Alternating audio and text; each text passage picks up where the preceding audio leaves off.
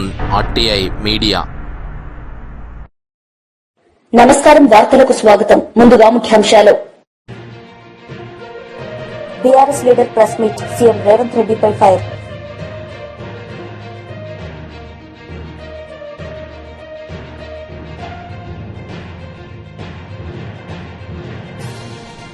మంత్రి శ్రీధర్ బాబు మీడియా సమావేశం, పలు అంశాలపై వివరణ.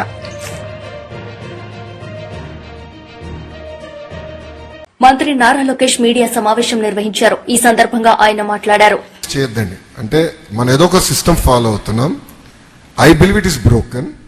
ఆ బ్రోకన్ సిస్టమ్, అదే నా వ్యక్తిగత అభిప్రాయం, ఇది బ్రోకన్ సిస్టమ్ ని డోంట్ డిజిటైజ్.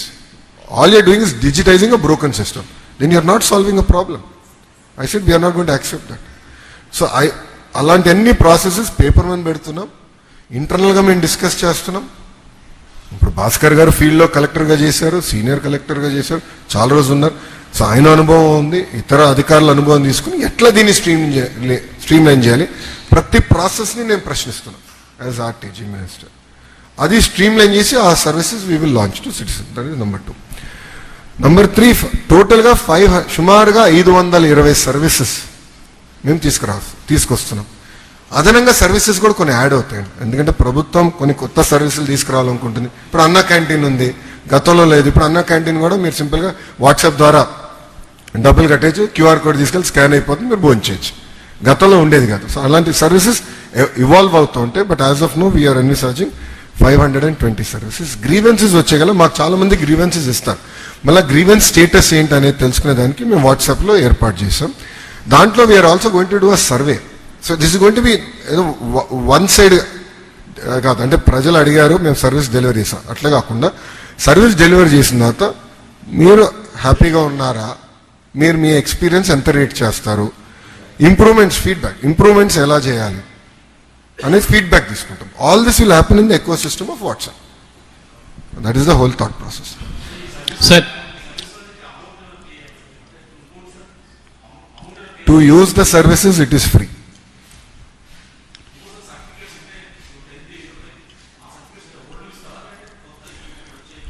కరెక్ట్, చాలా మంచి ప్రశ్న. ఎక్కడైతే ఒక డేట్ నుంచి మా దగ్గర అన్ని సర్టిఫికేట్స్ ఉన్నాయి, అది ఇంకా ఎనేబుల్ చేయలేదు. We're going to do that.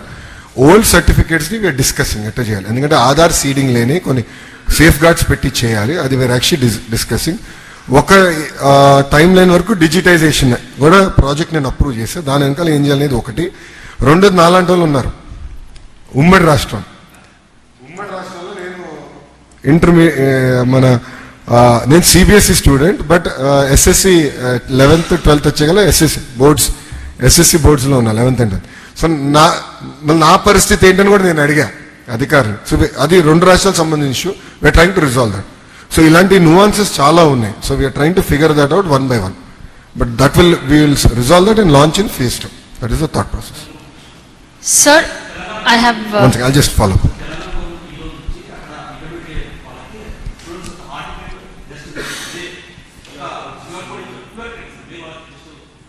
అదే ఆన్లైన్ లో చేస్తున్నారు.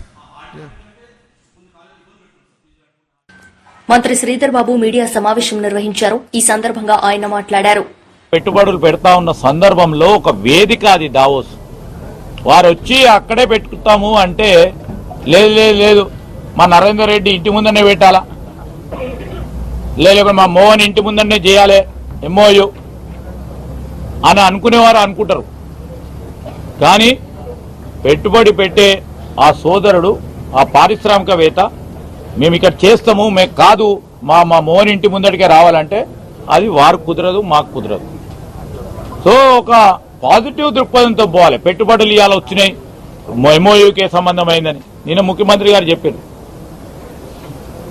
నిశ్చయమైంది పెళ్లి, ఎంతమంది పిల్లలు పుడతారని అడిగితే ఏమైనా లాభం ఉంటుందా? ఈ రోజు ఒక పాజిటివ్ దృక్పథంతో పెట్టుబడులు రావాలి. MOUలు చేసుకున్న తర్వాత ఇంకా అనేక అంశాలు ఉంటాయి. మేము గత సంవత్సరం 18 ఒప్పందాలు చేస్తే 17 యాక్టివ్గా ఈరోజు వివిధ స్థాయిలో ఉన్నాయి. దాంట్లో 10 50% మించి పనులు అయిపోయినాయి. ఇవాళనే పెట్టుబడులు పెట్టడం, రేపే కావాలంటే ఇవాళే పెళ్లి చూపులు చూసి రేపే కావాలంటే ఎట్లనయ్యా?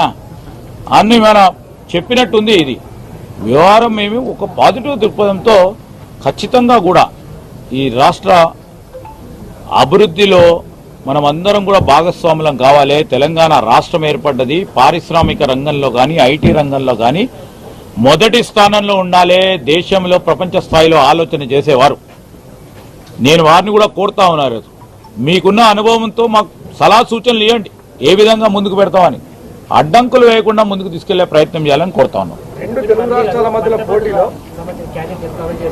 ఎవరు ఇప్పుడు అఖిల భారత కాంగ్రెస్ పార్టీకి సంబంధించి ఇవాళ కానీ రేపు కానీ మా పార్టీ పరంగా గ్రాడ్యుయేట్స్ కాన్ఫరెన్స్కి సంబంధించి అభ్యర్థిని ఖరారు చేయడం జరుగుతుంది.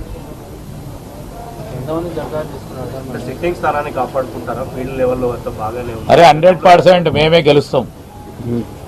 100% గ్రాడ్యుయేట్స్ కానీ ఖచ్చితంగా గెలుస్తాం ఎమ్మెల్సీ.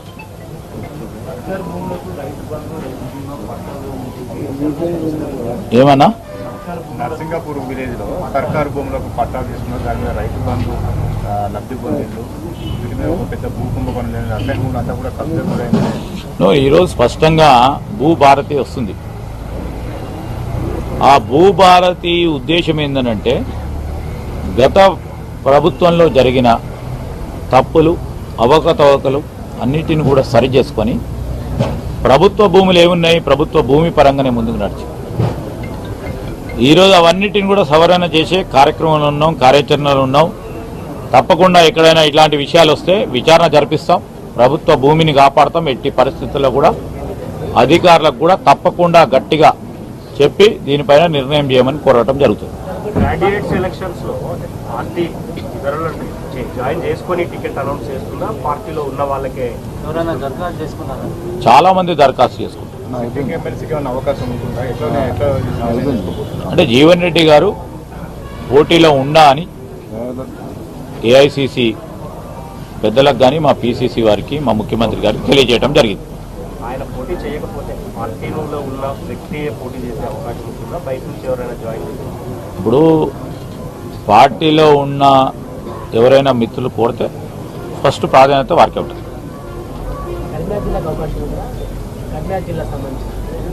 ఇప్పుడు 4 జిల్లాలకు సంబంధించిన ఎలక్షన్, 4 జిల్లాలకు సంబంధించి ఎవరు అభ్యర్థులు అయితే అప్లికేషన్ పెట్టినరో, ఎవరు గెలుపు దగ్గరలో ఉన్నారని మా పార్టీ ఆలోచన చేస్తుందో వారినే ఎన్నుకుంటాం. ఇప్పుడు ఎవరైనా 4 జిల్లాలకు సంబంధించిన ఎవరైనా పెట్టుకోవచ్చు. అభ్యర్థి ప్రకటన ఆలస్యం అయింది కదా, ఇప్పటికే ఆల్మోస్ట్ బయట కొంతమంది ఇండిపెండెంట్స్ తీసుకెళ్లారు కదా, అధికారంలో ఉండి అభ్యర్థిని ఇంకా ఫైనల్ చేయాలి అంటే మా నమ్మకం చూడండి. ఈరోజు మా అఖిల భారత కాంగ్రెస్ కమిటీ నిర్ణయం మేరకు మేము నడవాలా. ఏ రోజు నిర్ణయం చేస్తే ఆ విధంగా అంతఃపూర్వకం కూడా ఈరోజు ఎవ్వరు అభ్యర్థి అయినా గెలిపియాలనే ఉద్దేశంతోనే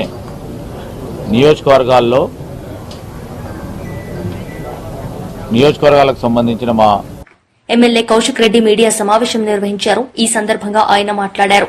ప్రశ్నలు అడుగుతా ఉంటే అధికారుల దగ్గర జవాబు లేదు. జవాబు లేక వాళ్ళు ఏం చేయాలో అర్థం కాని పరిస్థితిలో ఉన్నారు.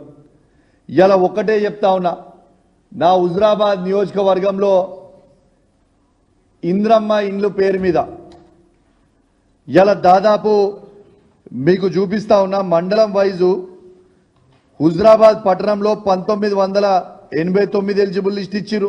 జమ్మికుంట టౌన్లో 2507 ఎలిజిబుల్ లిస్ట్ ఇచ్చిరు. హుజురాబాద్లో రూరల్లో 5188కి ఎలిజిబుల్ లిస్ట్ ఇచ్చిరు. జమ్మికుంట రూరల్లో 3504 ఎలిజిబుల్ లిస్ట్ ఇచ్చిరు. వీణవంకలో 5217 ఎలిజిబుల్ లిస్ట్ ఇచ్చిరు. ఇల్లంతకుంట మండలంలో 3402 ఎలిజిబుల్ లిస్ట్ ఇచ్చిర్రు. కమలాపూర్ మండలంలో 8281 ఎలిజిబుల్ లిస్ట్ ఇచ్చిండు. మొత్తం కలిపితే 30,088 ఇండ్లు ఎలిజిబుల్ లిస్ట్ ఇచ్చిర్రు. దాంతో పాటు స్థలం లేకుండా ఎలిజిబుల్ ఉన్న వాళ్ళు 9,188 లిస్ట్ ఇవ్వడం జరిగింది. అంటే ఈ రెండు కలిపితే నా హుజురాబాద్ నియోజకవర్గంలో ప్రజలకి ఎలిజిబుల్ లిస్టు అవసరం ఉన్న ఇల్లు అవసరం ఉన్న పేదవాళ్ళందరూ దాదాపు సుమారు 40,000 మంది హుజురాబాద్ నియోజకవర్గంలో ఉన్నారని స్వయంగా రేవంత్ రెడ్డి గారు కాంగ్రెస్ ప్రభుత్వం ప్రకటించింది మీకు తెలియజేస్తా ఉన్నాను. దాంట్లో వీళ్ళు ఇచ్చిన ఇల్లు శాచ్యురేషన్ మోడ్ అని చెప్పి వీళ్ళు ఇచ్చిన గ్రామ పంచాయతీలు మండలానికి ఒక గ్రామ పంచాయతీ అలా ఇచ్చిన అన్ని కలిపితే 830 ఇండ్లు మాత్రమే ఇచ్చిండ్రు. అది కూడా ఏంది 830 మాత్రం ఇచ్చిండ్రు. నేను హుజురాబాద్ నియోజకవర్గంలో ఉన్న హుజురాబాద్ మండలంలో ఉన్న ధర్మరాజ్పల్లి గ్రామస్తులని మరియు వీణవంక మండలంలో శ్రీరాములపేట గ్రామస్తులని మన జమ్మికుంట మండలంలో ఉన్న గండ్రపల్లి గ్రామస్తులని ఇల్లంతకుంట మండలంలో ఉన్న భోగంపాడు గ్రామస్తులని కమలాపూర్ మండలంలో ఉన్న దేశరాజ్పల్లి గ్రామస్తులందరినీ కూడా జాగ్రత్తగా ఉండమని చెప్తా ఉన్నాను. ఎందుకంటే వీళ్ళు ఇల్లు ఇచ్చిర్రా లేదా అనేది నాకు అర్థం కాని పరిస్థితి ఉంది. ఎందుకంటే మీరు దయచేసి పుసపుసన ఇల్లు కడితే మీ బుడ్డ మునిగే ప్రమాదం ఉంటుంది, తస్మాత్ జాగ్రత్త అని చెప్తా ఉన్నాను. ఇలా వాళ్ళు వచ్చి ఏం చేస్తారు, ఈ పత్రం ఇచ్చిపోతారు ఉట్టిగా.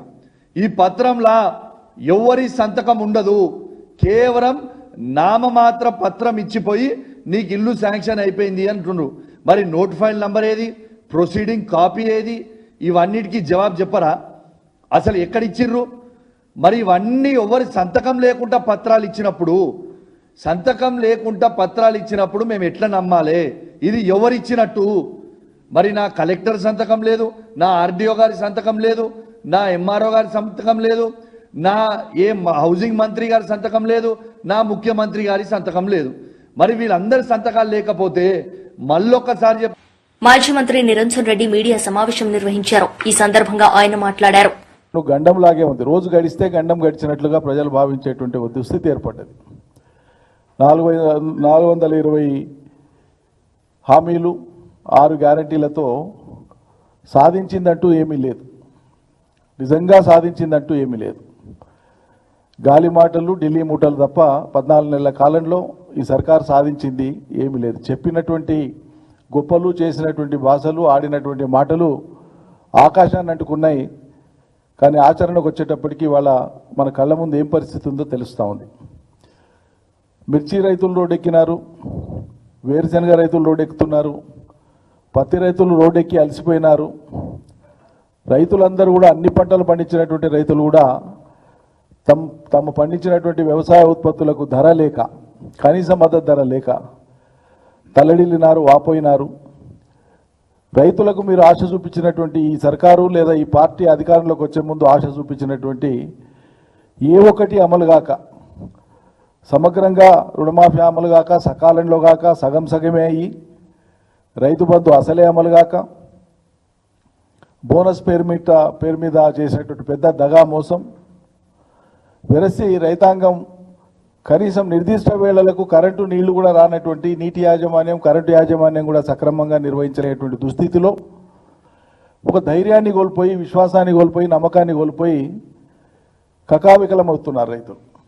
నిరాశ నిస్పృహలకు గురవుతున్నారు. ఇదేదో విపక్ష పార్టీలు లేకుంటే ప్రతిపక్ష పార్టీగా మేము కాంగ్రెస్ వ్యతిరేకులో మాట్లాడేటువంటి మాట కాదు.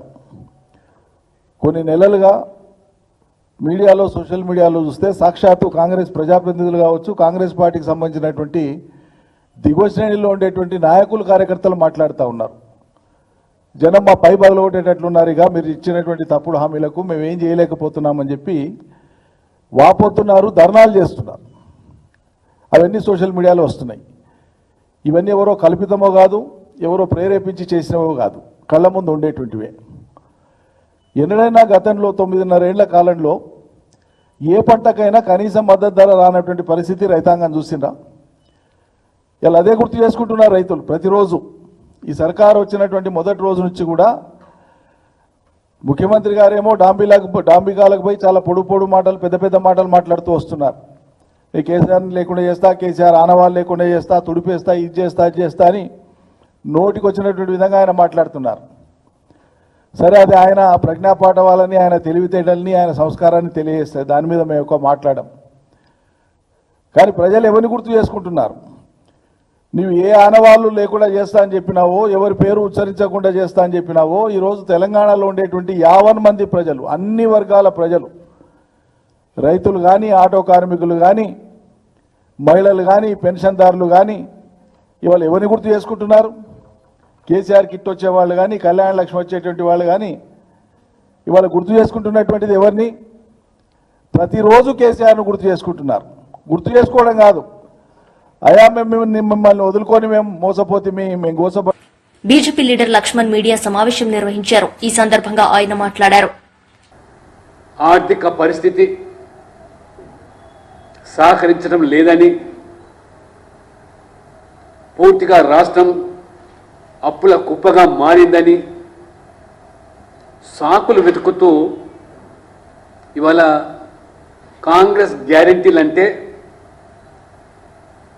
మోసానికి ఇది బ్రాండ్ అంబాసిడర్గా మొత్తం దేశవ్యాప్తంగా ఇది మారుతుంది.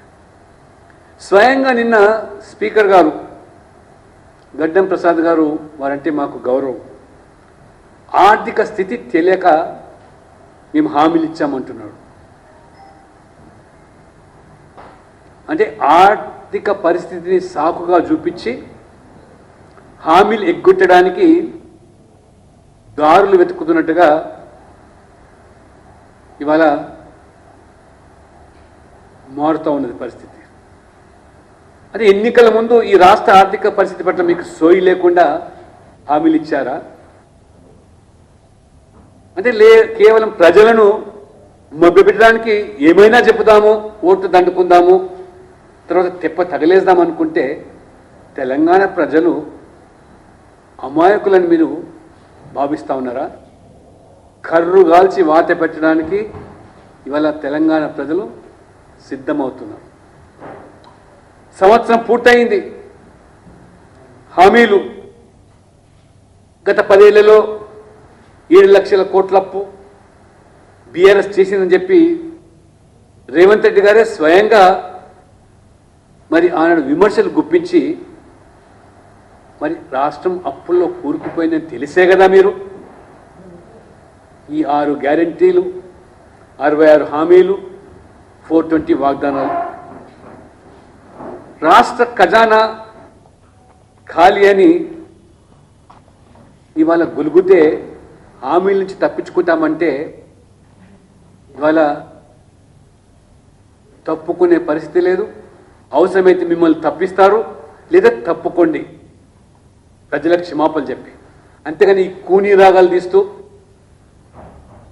100 రోజుల్లో అమలు చేస్తామని చెప్పి 420 హామీలు ఇచ్చి ఏడాది గడుస్తున్నా ఇప్పుడు కాంగ్రెస్ నాయకులు తల్లొక రీతిలో మాట్లాడుతారు. ఆయన రాజగోపాల్ రెడ్డి గారు శాసనసభ్యులు వారు మాట్లాడుతున్నారు.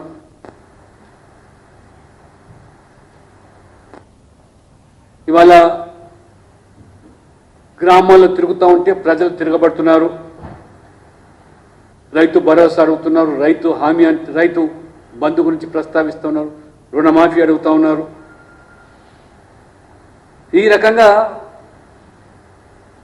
ప్రభుత్వం మీద ప్రజలు తిరగబడుతున్నారని చెప్పి స్వయంగా అధికార పార్టీ శాసనసభ్యుడు చెప్తున్నాడంటే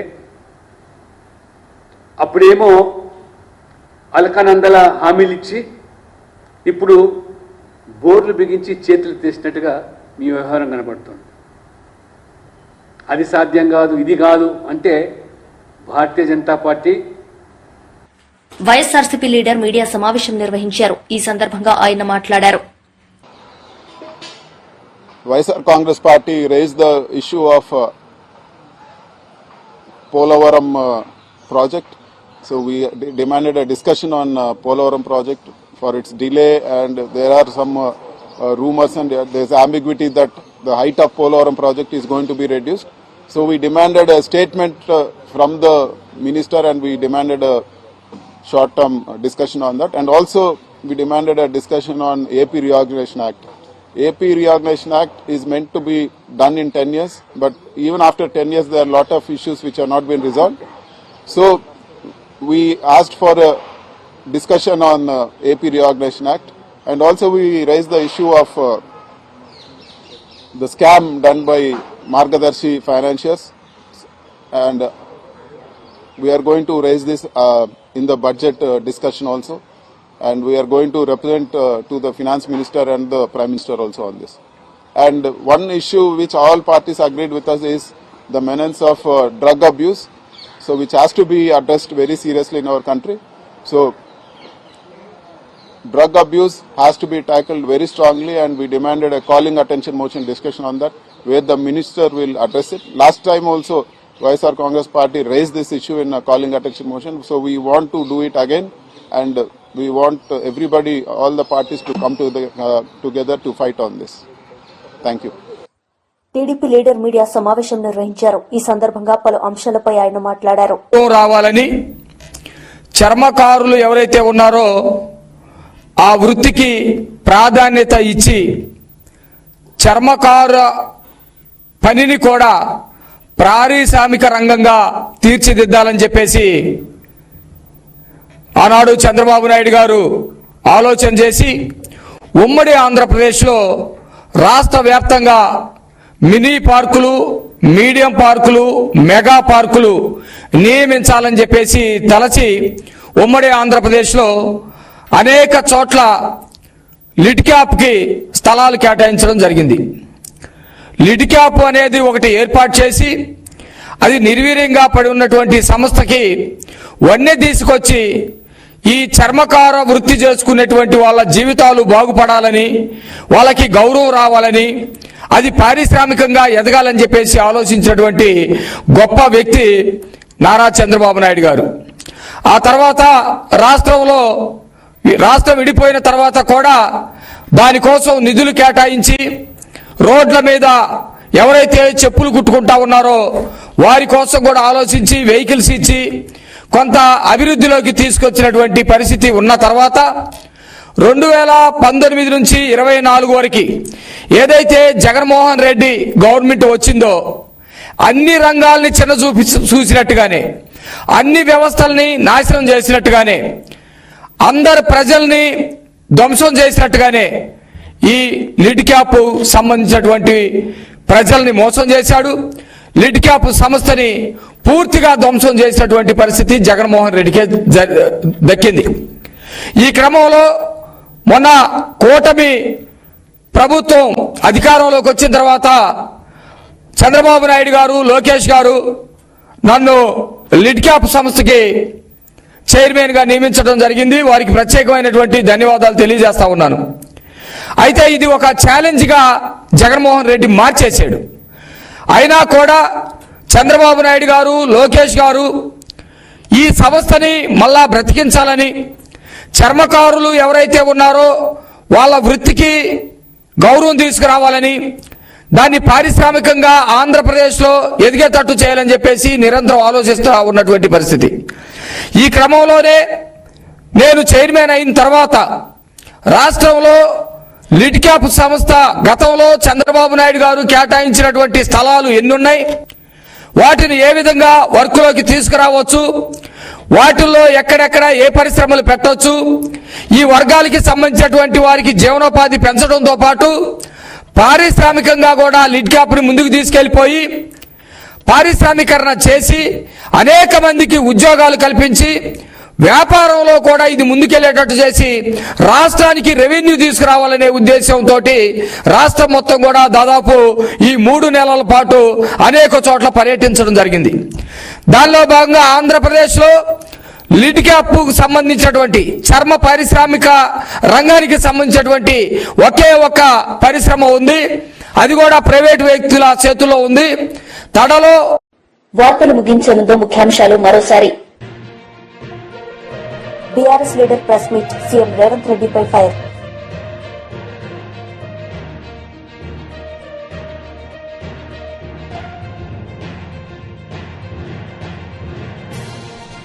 మంత్రి శ్రీధర్ బాబు మీడియా సమావేశం, పలు అంశాలపై వివరణ.